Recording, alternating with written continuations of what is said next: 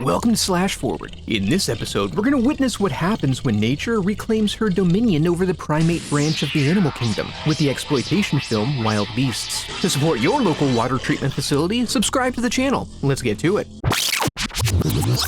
We open on a city in, well, you can read, I assume, a bustling metropolis filled with garbage and needles, steel, concrete, and frothy water features. We then zoom in on the zoo at closing time, when the animals come alive. It's feeding time for the big cats, who enjoy their horse heads and tainted water. Laura and Rip, zoo doctors, arrive to take their evening photos. The animals are on edge tonight, so they have to sedate Gladys, worried that she may commit infanticide due to her bitch cub aggressively biting mommy's nipples. Later, on the streets, a timid service dog scurries gingerly across the grates. We see why when a horde of rats pour out of the underground. When some nearby teens open their door to let the stank out, we see the rats are attracted to their coital musk. They crash upon them in waves, inviting themselves freely into every part of their bodies, taking their sustenance from the hormone-engorged soft tissues therein. Meanwhile, Rip and Laura have a talk about motherhood in the animal kingdom and the constant tension between parent and child. Then Rip drops Laura off at a conference for intellectuals, something he's too much of a mustache to be interested in.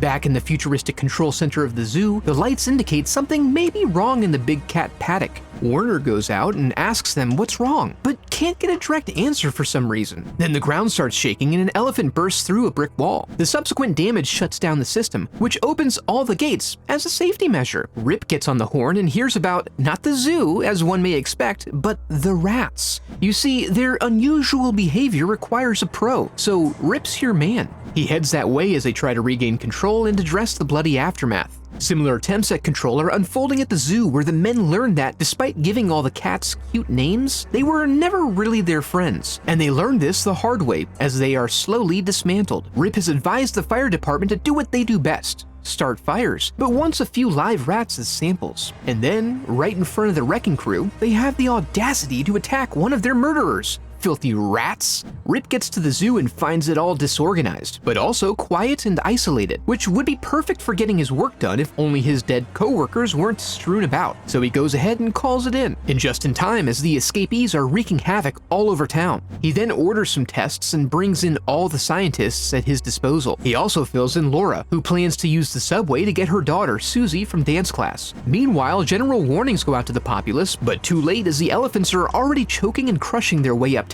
Rip and the police inspector Nat find themselves tracking a young lady in a bug, being chased by a cheetah. They don't get to her before she wrecks the car, but Rip does pull her out, then drop kicks the car door before they drag her off. Back at the station, we see it's really pandemonium as they scramble to get a clear location of events as the beasts move quickly from street to street. And we learn that not even mass transit infrastructure is safe as the elephants storm the airport, diverting a landing plane and causing it to take out the electrical grid. This brings the subway to a dark stop in the middle of the tube. We also see that Susie's dance class delights in the sudden darkness, going crazy for water, as kids do, while Suze herself sticks to Coca-Cola because she knows who she is. While on the subway, a tiger arrives and headbutts its way in. It treats the car like a giant can of tuna, eating its fill of human flesh. Laura escapes with the others, but is slowed by a child who is separated from her mom in the shuffle. Right as she prepares to die, Rip and Nat show up to address the report of a loose tiger, and they get Gladys back under control. So now everything's all right. Except back at class, there's a hungry polar bear stalking around outside. They hunker down and keep quiet, but they can't mask their scent, so it comes through the mirror, even though there should have been a wall behind it. But the teacher, in an ironic twist, loses her legs to the beast, now stained pink with blood.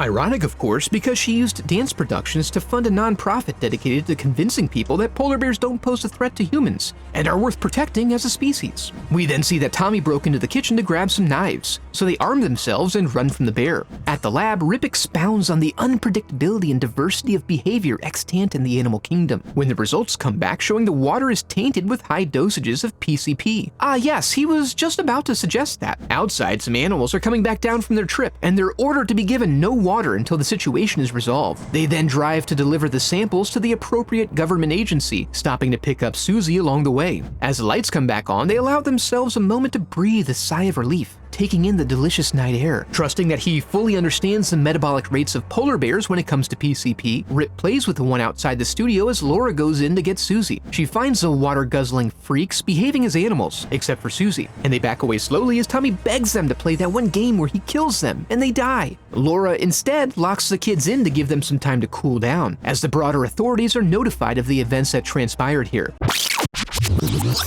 If you didn't know, I've set up a website where you can support the channel through donations. Any donation earns you a link to an uncensored review of Tobe Hooper's Life Force. I've also got some horror movie themed apparel you may like. A huge thank you to Patrick for your generous donation. Wild Things was an absolutely bonkers movie. While I've seen a ton of reviews that suspect cruelty to animals, I can't find anything that actually confirms this, so I'm hoping it was all just good fun. If anything, I think the major hindrance in doing something like this now would involve how up close and personal their actors got with the animals. It's just not the sort of thing you're ever going to see nowadays. If you enjoyed the video, I'd love for you to become a part of the channel by subscribing. Thanks for watching.